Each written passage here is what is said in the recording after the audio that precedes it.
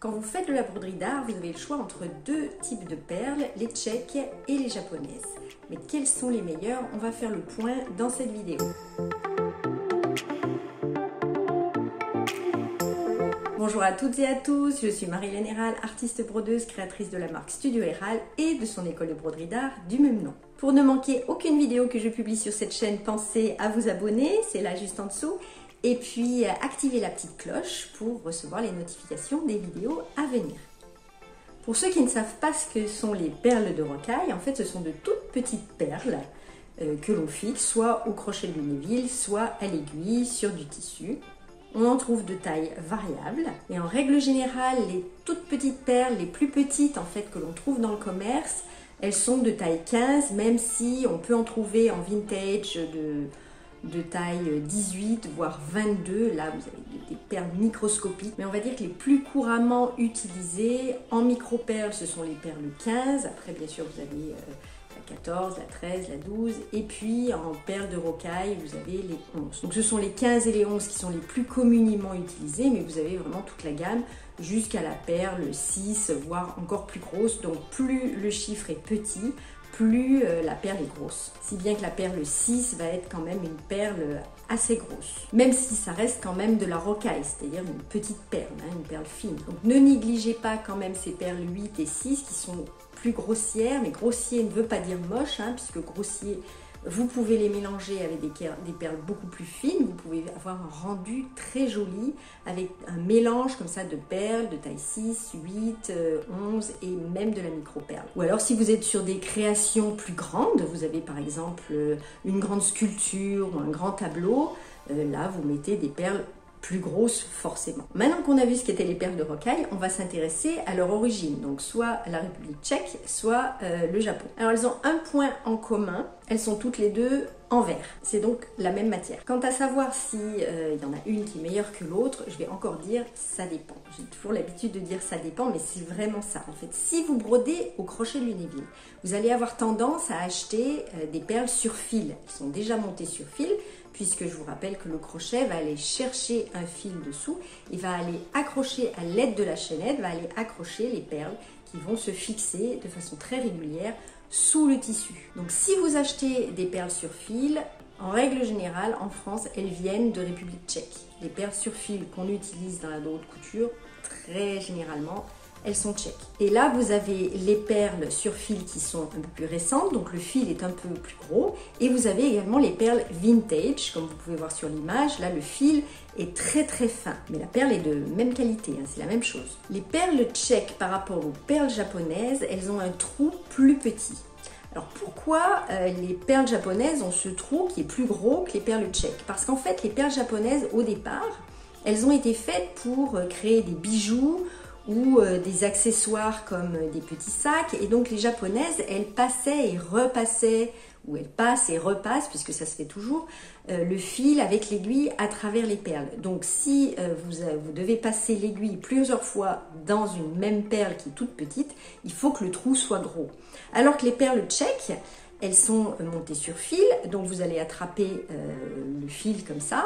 Elles n'ont pas besoin d'avoir un grand trou puisque vous n'allez même pas passer à l'intérieur. Alors après, vous pouvez passer avec une aiguille fine dedans pour replacer une perle par exemple qui n'est pas bien placée, mais elles n'ont pas pour vocation d'avoir un fil qui va passer et repasser à l'intérieur. Donc ça c'est une différence. Alors vous allez me dire à quoi ça sert de savoir ça? Eh bien ça sert que par exemple si vous cassez votre fil ou que vous laissez tomber comme ça toutes vos perles, ça peut arriver même au meilleur, vous faites tomber votre fil de perles, pour les ramasser il va vous falloir une aiguille très fine. Alors pour la perle japonaise, vous n'êtes pas obligé d'avoir une aiguille aussi fine. Deuxième chose, si vous voulez mélanger des perles de tailles différentes ou de couleurs différentes, par exemple vous voulez faire un joli caviar avec des couleurs différentes ou des tailles différentes, et que vous voulez monter toutes ces perles sur un même fil et que vous voulez utiliser un moulin à perles. Alors si vous ne savez pas comment fonctionne le moulin à perles et ce qu'est un moulin à perles, je vous conseille de regarder une vidéo que j'avais faite là-dessus, je la mets là juste au-dessus. Donc quand vous la mettez dans le moulin à perles, l'aiguille qui est fournie avec le moulin à perles, elle ne va pas passer dans les petites perles comme ça, les très fines tchèques. Ça va être plus compliqué, alors que dans les perles japonaises, ça passe. Attention, si vous achetez votre moulin à perles, les derniers là de Perle & Co, j'ai pu voir, qui livrait avec une aiguille qui est beaucoup plus épaisse, donc attention, achetez bien des aiguilles plus fines.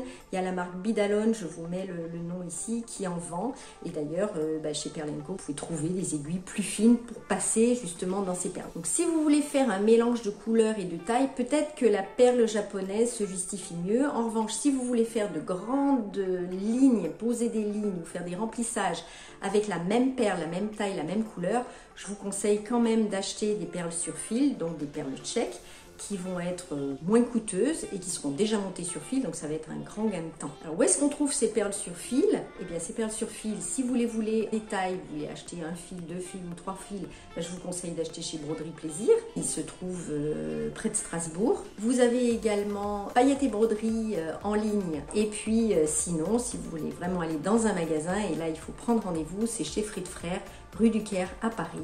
Mais là ce sont des grossistes, donc il faut acheter quand même une grosse quantité. Vous n'allez pas venir pour un fil de fil, ils ne vendent pas par fil, ils vendent par pompon. Et puis si vous voulez des perles vrac, alors là je vous conseille vraiment les perles japonaises comme Miyuki ou Toho.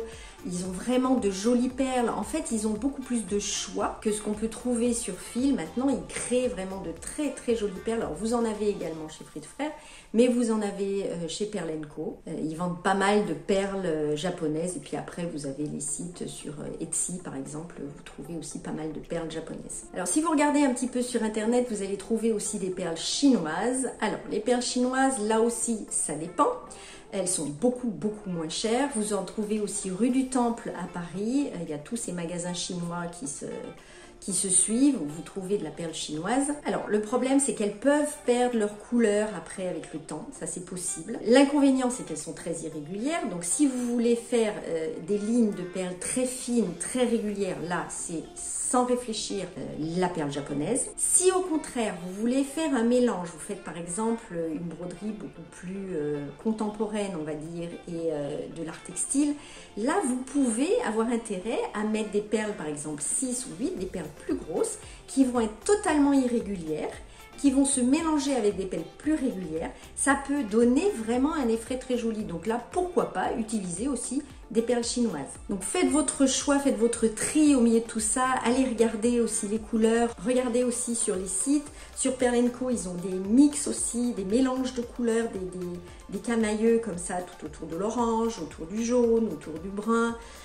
Vous avez de très jolis mix de perles de rocaille, que ce soit en taille 11 ou en taille 15. Mais surtout, comme je dis toujours, lancez-vous, allez-y. Si vous voulez connaître les autres matières qu'on utilise en broderie d'art, j'ai écrit un e-book. Vous pouvez le télécharger, il est gratuit.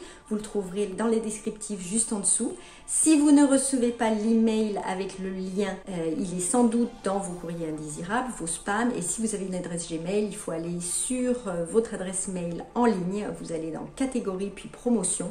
Vous trouverez certainement mes mails. Voilà, bien si cette vidéo vous a plu, n'hésitez pas à mettre un petit pouce vers le haut. Ça me fait toujours très plaisir. Et puis mettez-moi un commentaire en dessous pour savoir ce que vous aimez utiliser. Perles sur fil, perles en vrac, perles japonaises, perles tchèques ou perles chinoises également. J'aurai grand plaisir à lire vos commentaires. Je vous dis à très bientôt. Au revoir.